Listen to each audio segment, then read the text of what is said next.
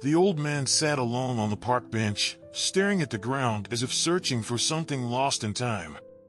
His eyes, once filled with ambition, were now heavy with regret. Decades had passed, but the weight of a single mistake still shackled him like an invisible chain. Nathan Carter had once been a brilliant entrepreneur, a loving husband, and a proud father. But one impulsive decision, choosing work over family, had cost him everything. His son, Daniel, had begged him to attend his graduation, but Nathan had prioritized a last-minute business deal instead. That night, Daniel had been in a car accident. He survived, but was left with a limp that would stay with him forever. The guilt ate Nathan alive.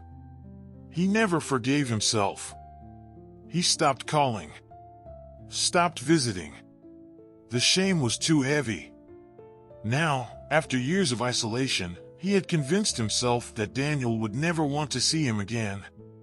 "Excuse me, sir?" A soft voice interrupted his thoughts.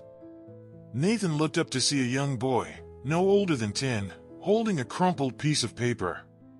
"Can you help me read this?" Nathan took the note and unfolded it.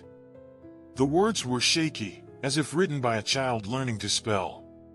"Dear Grandpa, Mom says you sit here every day, but you never come home. I don't know what you look like, but I want to meet you. I don't care about the past. Please come back. Love, Noah." Nathan's hands trembled. His grandson. He had a grandson. Tears welled up in his eyes. He had spent years punishing himself, believing he had lost everything. But here was proof that love was still waiting for him if only he was willing to break free from his self-made prison. With a deep breath, Nathan stood up. The weight on his shoulders didn't disappear, but for the first time in years, he realized he didn't have to carry it alone.